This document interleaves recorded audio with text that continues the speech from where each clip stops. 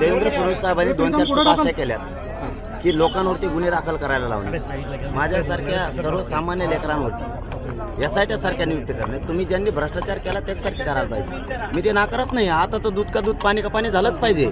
आता SITने चौकशी केलीच पाहिजे आता, परंतु तुम्ही सगळ्या स्वाऱ्यांची अंमलबजावणी करत नाही। 6 महिने झाले हैदराबादचं गॅजेट घेत नाही, बॉम्बे गव्हर्नमेंटचं गॅजेट घेत नाही, तुम्ही सातारा संस्थांचं गॅजेट घेत नाही, 1881 जनगणना घ्यायला तुम्ही तयार नाही, JR तर सगळे काढून बसलात, शब्दही तुम्ही दिलेत।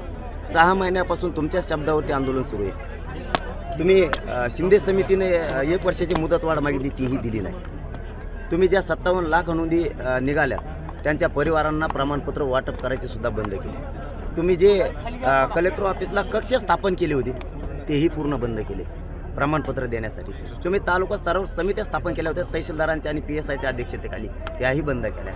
आणि आता दुसरे डाव टाकायला चालू केलेत की तुम्ही गुन्हे दाखल करायला सुरुवात केली। जे रास्ता रोको केले गुन्हे दाखल, साखळी उपोषण केले गुन्हे दाखल, काहीच नाही करून ही दडपशाही नाही सहन करू शकत आम्ही। यामुळं चूक सुरुवात फडणवीस साहेबांनी केली नसता 6 महिन्यात फडणवीस साहेबांवरती एक शब्द बोललेलं मी दाखवा, एक शब्द। त्यांनी ज्यावेळेस षड्यंत्र रचलं मला गुंतवण्याचं, मी त्यांच्यामधला आणि समाजामधला काटा आहे नसता याला 10% आरक्षण स्वीकारायला लावा, आणि जर 10% स्वीकारत नसला तर याची चौकशी करा, खोटानाटा अहवाल बनवा, पोलिस मी बघून घेतो, याला मध्ये टाका, आणि मग मात्र मी मागायला